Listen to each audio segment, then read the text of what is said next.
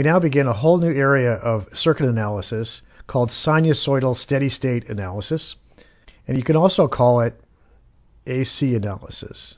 AC stands for alternating current. It means it's a voltage or a current where the signal actually changes sign, is positive sometimes, is negative sometimes. And the conventional name for that is AC, or alternating current. It could have been called alternating voltage, but that's not the name. The name is AC.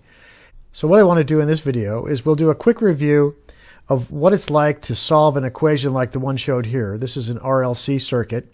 I'm going to show what it's like to solve this in differential equation form, which is going to be a lot of work.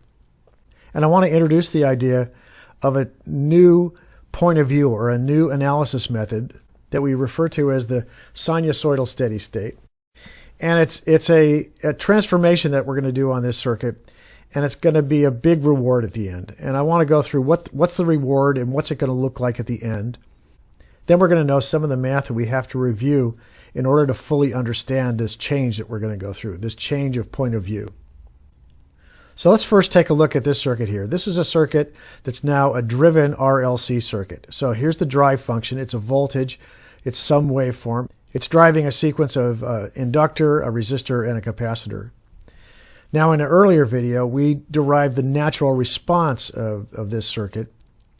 And to do that, we shorted out. We removed the source and shorted it out and added a little bit of energy to this circuit and saw what it did on its own, what was its natural response.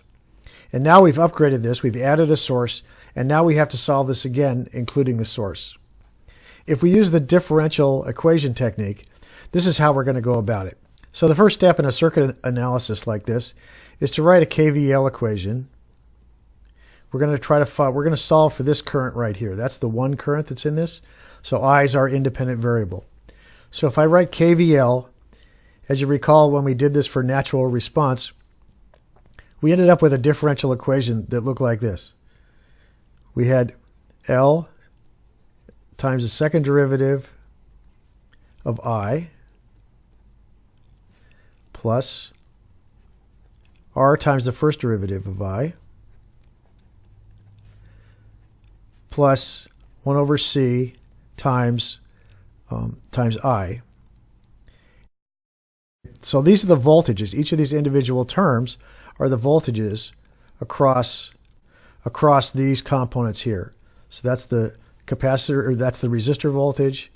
This is the capacitor voltage, and this here is the inductor voltage. So it's inductor voltage, resistor voltage, capacitor voltage. And all those, if we add those up, those have to equal Vn.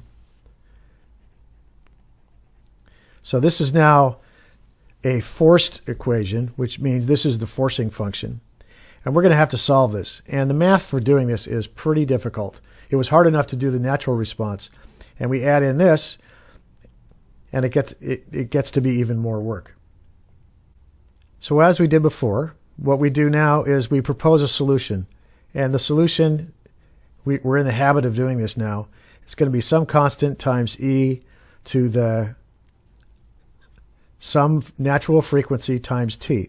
So ae to the st is our proposed solution for I as a function of time. And you remember we called S is a frequency term because S times t has to have no units. So S has units of 1 over time, or frequency. So that's called the natural frequency.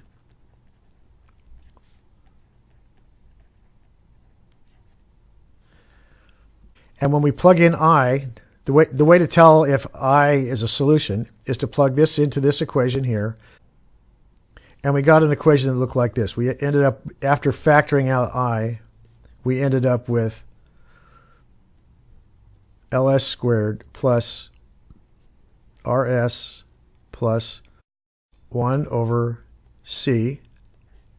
And all that is equal to, for the natural response, we put in,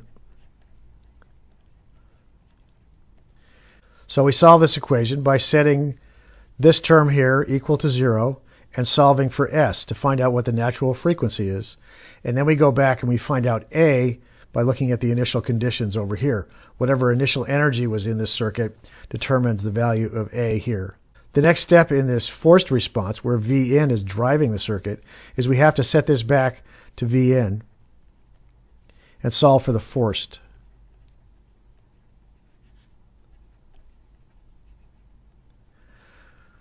Now, if we let Vin be sort of any forcing function we want, any kind of waveform, this is going to be a really hard piece of mathematics. This is going to be a really difficult calculation. It's going to take a long time, and basically I don't want to do it.